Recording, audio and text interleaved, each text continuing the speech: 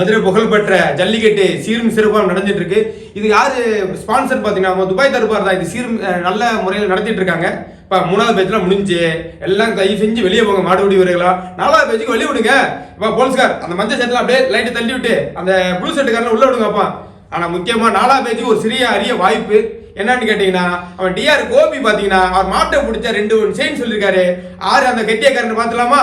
சரி ஓகே 3வது பேஜ் வெளியே போ. 4வது பேஜ் உள்ள வா.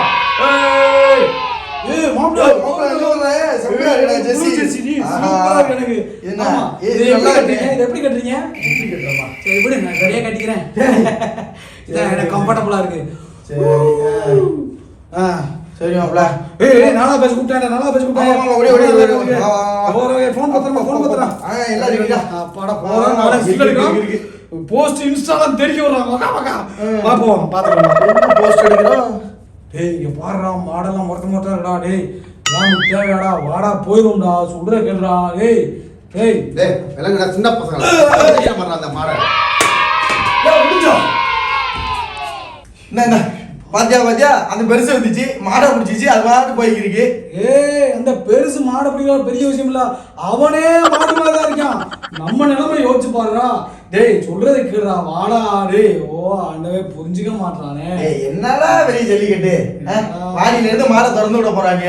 சரியா அது திமில கொஞ்ச நேரம் பிடிக்க போறோம். இறுக்கி பிடிச்சிட்டு கொஞ்ச நேரம் அப்படியே போறாங்க.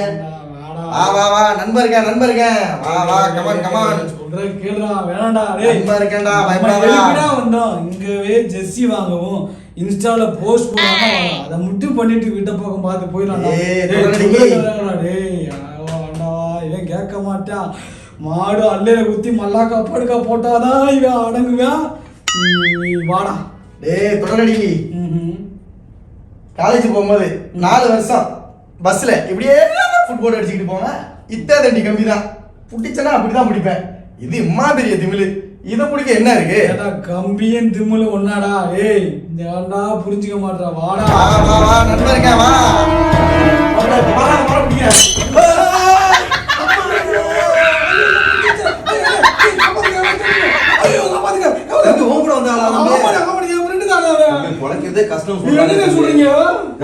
மாடு குத்தி குடல் வெளில வந்துருச்சுப்பா. குடல் வெளியே வந்துருச்சு.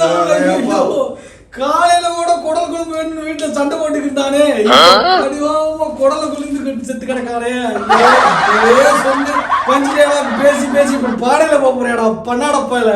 அப்பயே சொன்னேன் டிஷர்ட்டும் ஜெர்சியும் வாங்கி வீட்டுக்கு போட. ஐயோ கேட்டானா